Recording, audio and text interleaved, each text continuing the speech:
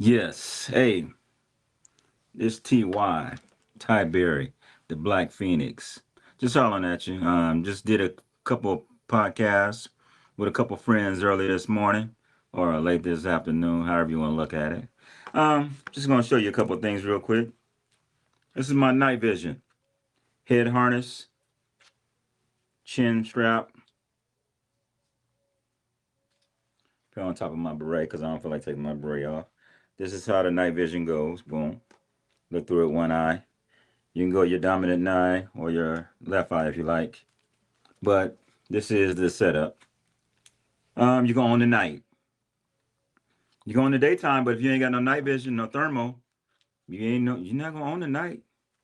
Not with somebody that has night vision that can see. It works good in the fog too. I tested it out in the fog.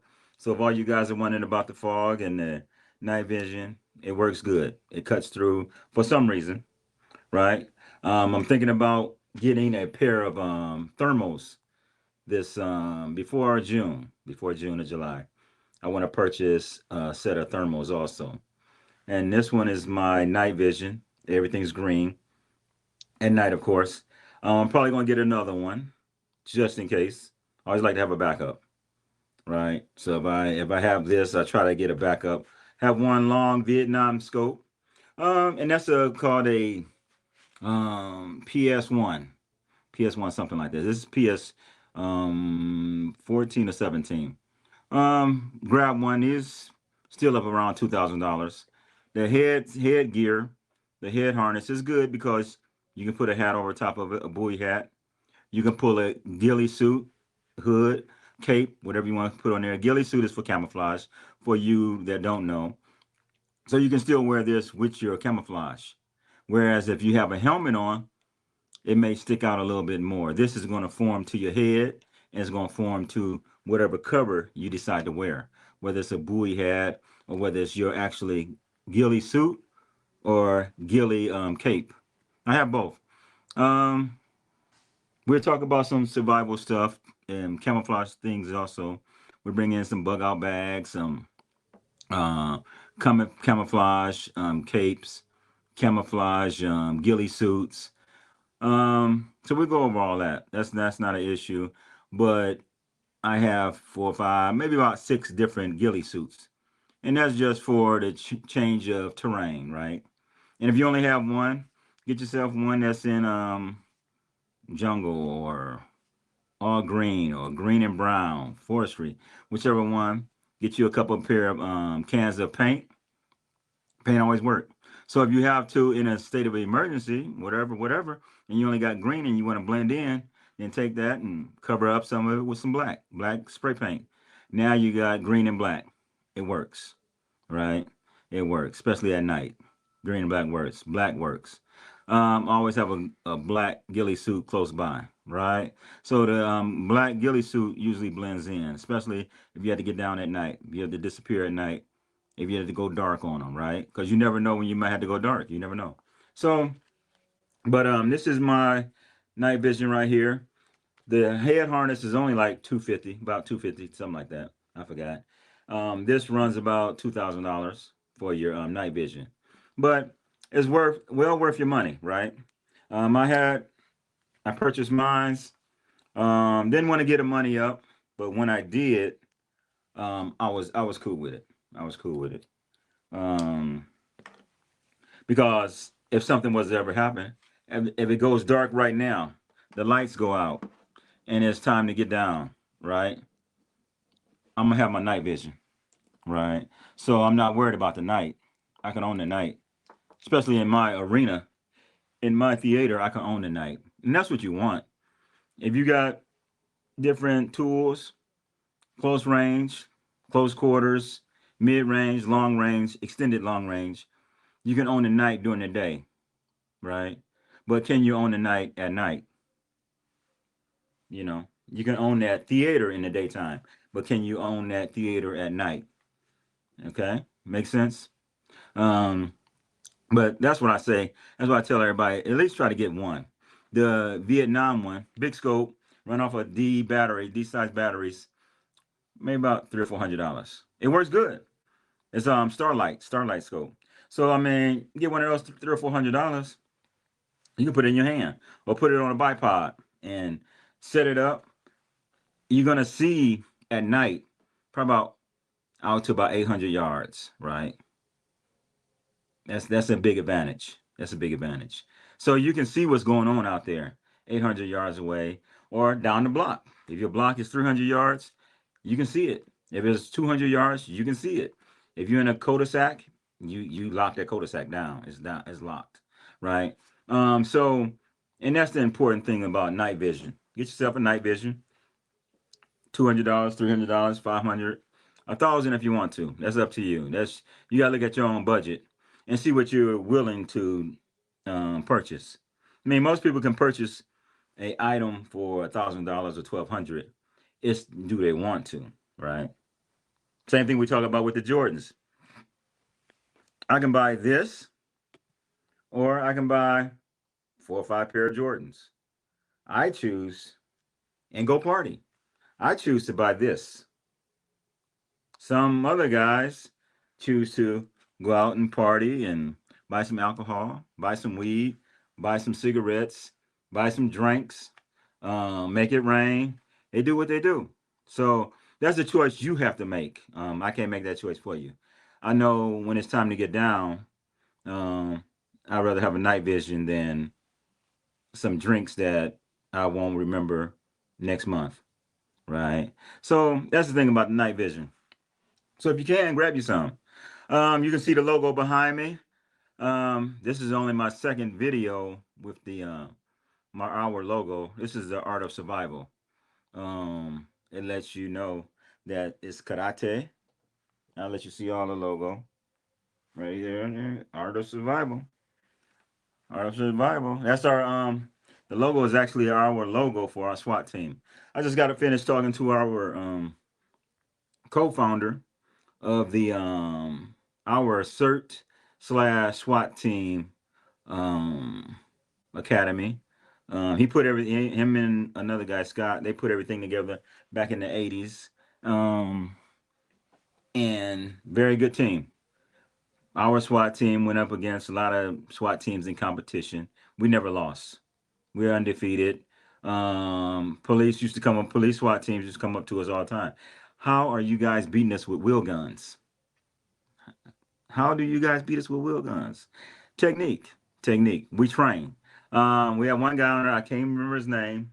He was fourth in the world in combat shooting. So we used to drill, drill, drill, and that's why I tell all you guys: home defense. I don't have a problem with a wheel gun. I really don't.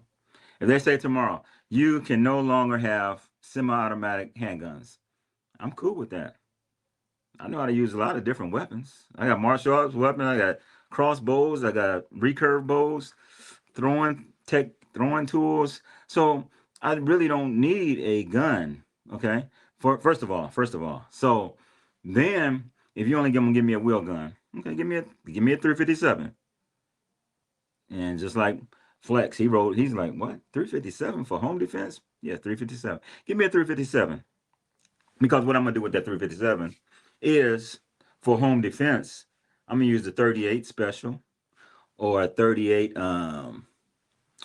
plus P, right? I'm gonna use one of those two for my home defense. Now, if it goes past that first cylinder, and I got to reload, those might be 357s, because that mean that my first 6 shots didn't do what I needed to do against these bad guys that's coming into the house. So those next 6 may be 357, right? Uh, you got to make that decision, because if they get past your first 6 and you're not putting them down, and they got AKs and ARs, one thing they're not worried about over penetration. Second thing is they trying to take you out, right? So and that's something you got to look at too. One of the cats, he's a sniper. What's his name? Reaper. Reaper says, if somebody come to my house, and I feel the same way.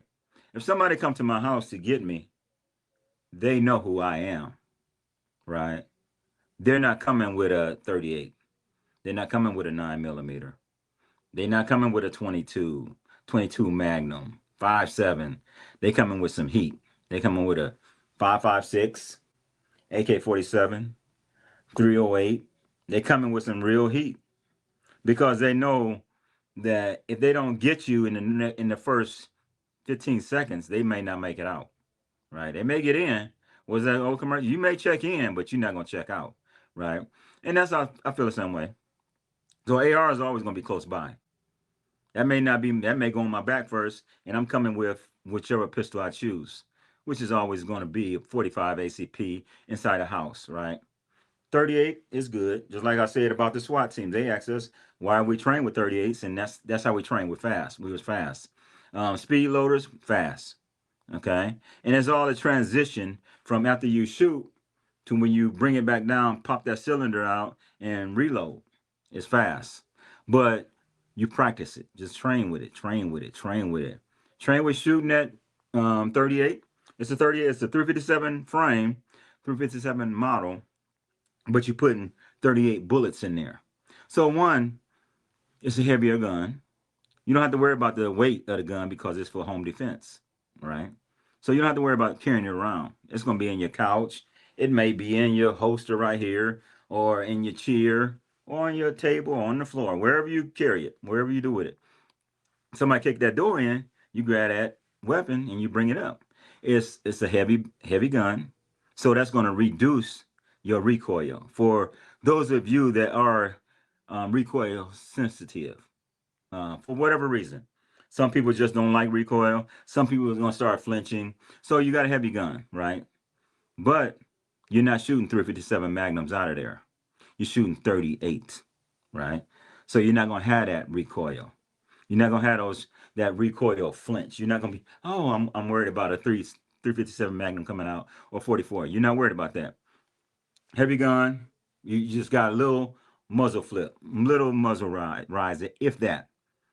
More than likely it's not going to be any muzzle rise or any muzzle flip, right? So you don't have to worry about that. Now your hits are accurate, and you're hitting with a 38, 38 plus P, or go get your Underwood. Look Underwood ammo up.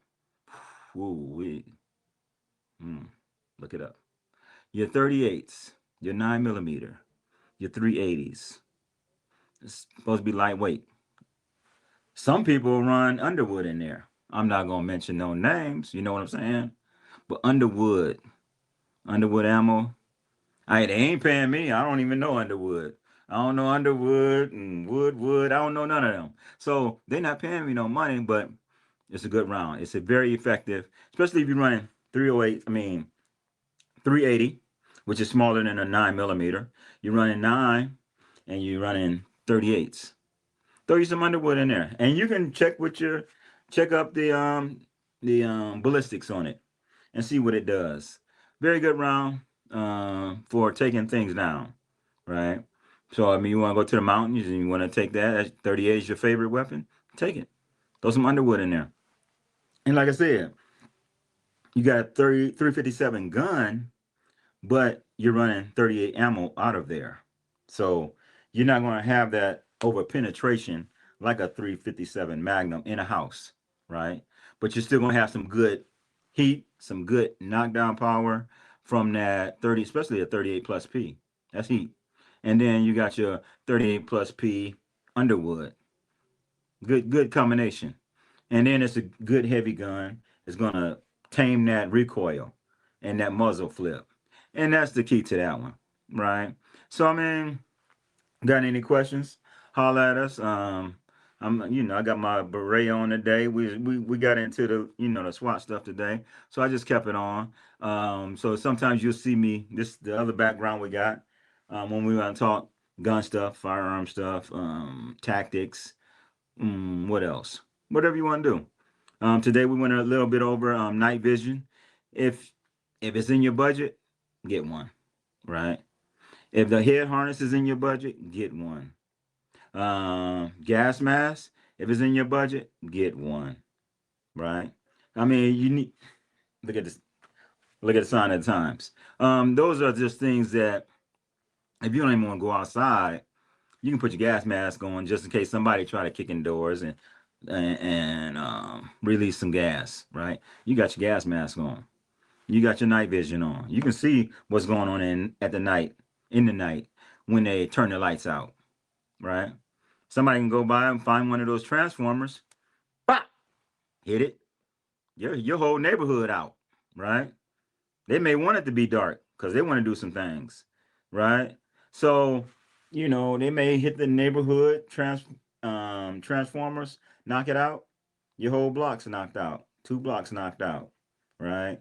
So you can still go grab your night vision, sit outside on your porch if you want to, and you can see everything. 300 yards away, 400 yards, 500 yards away, you can see, right? So it's if you need it, you're gonna wish you had it, right? Right. Everybody right now, I don't need no night vision, man. I got my headlights. I got a flashlight. I don't need no night vision. But when you need it, and it looks like one day you're gonna need it. I know in our lifetime we're gonna need it within the next 5 to 10 years. We're gonna need it. So I would say get one, or at least look at them. You don't have to go buy it. Put it on layaway, right? If, a lot of stuff I don't even buy. I tell them, hey, they tell me, hey man, we got this nice gun. Whoa, whoa, whoa. How much is it? 2 grand? What gun? How much you need me to put down? I'm not giving you no 2 grand, 3 grand for a gun when I don't really need it, right? Well, I don't need that. I'm a gun collector, right? So I do collect guns, right? I'm a gun enthusiast. I like guns. I'm a gun instructor, so I like teaching people about guns and firearms. But there's not one or two or three that I need. I really don't. Right. That's just how I get out. I've been doing this for a long time. Been training for a long time. Just talk to, like I said, just talk to Chuck Sawyers. He was the co-founder of our SWAT team for the state of California, which included maybe about what 40 prisons all over the whole state of California. And our that was our SWAT team. Every prison had a SWAT team. So um, talk to him. That's why I dressed up like this, put the beret on. That's all right. That stays up. So let everybody know, hey, that's what we represent, and that's how I get down. And that's the knowledge that I know and learned, and that's the knowledge I put out to some people. I don't give it to everybody. I had one student, 14-year-old kid. He said, "Well, I looked at your flyer. I said, I want to learn how to shoot, and I want to learn this. I want to learn the SWAT stuff." I say, "Who told you was gonna learn SWAT?" "Oh, that's what your flyer said." "No, that's the flyer says I know SWAT techniques. This is what I do. This is my background. If you come to me and ask you to teach me, I can't teach you that unless you had a discipline. I don't give it out to everybody. I can't. Um, it wouldn't make sense to give that knowledge um, to a young kid, a young adult, and their mind's not where it needs to be, right? If it's not, yeah, you don't want to do that. You don't want to do that. Nah, seriously. So, he came to me. I said, "No, we can't teach you that." And I guess he ended up quitting maybe about 3 months later, 3 or 4 months later. But if he wants it, what reason does he want it for? If you're that, I need this. No, you don't have patience. You don't have discipline. So if you don't have discipline, you don't have patience, and you can't control yourself, one cannot give you that type of information. They would be wrong. I would be wrong to give that type of information to one person because they want it. For whatever reason, they want that information. So I just can't give it to them. And that's what happened with that. I don't give it to everybody. I have to see that your mind's right. You got good discipline. You got good focus. You get good concentration. You're a good person. You're a positive person. Because if you give it to the wrong one, now they out in the street, right? Working for the cartel or somebody.